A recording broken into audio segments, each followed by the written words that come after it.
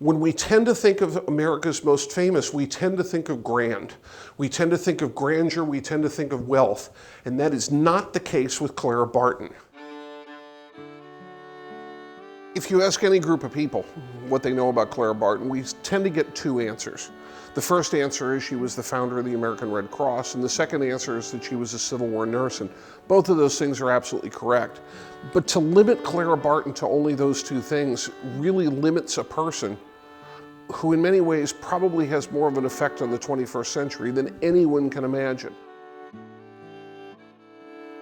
She is the one that proposed what is called the American Amendment, that brought to play the Red Cross worldwide to relieve suffering in all types of natural disasters. This was a revolution, and we can't imagine the 21st century without it. When we see news reports about hurricanes, about tsunamis, about tornadoes, about natural disasters of all types, we can't imagine that the Red Cross wouldn't be there.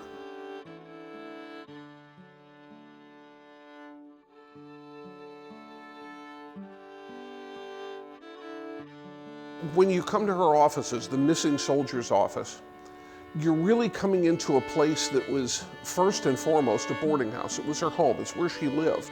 And a boarding house is a place that, quite frankly, in the 19th century was not for the wealthy or even the well-to-do or even the upper middle class. This was a place of relatively modest means. She began from these rooms not only living here, but then collecting supplies that she would take onto the battlefields at places like Antietam and Fredericksburg and many other. Past that, this office then transformed yet again.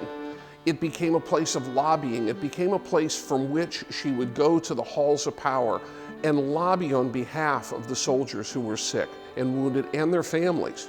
Eventually, it would be transformed again at the end of the war in 1865 to the Missing Soldiers Office, a place where people in desperation trying to find their loved ones came to Claire and say, "We know you've been in the hospitals. Have you seen our son? Do you know where my husband is? Do you know where my brother is?" She was the first person in America to actually step up and say, "We need to find these missing soldiers. We need to identify where they are, what happened to them for the final burial if possible, or at least the final closure for the family."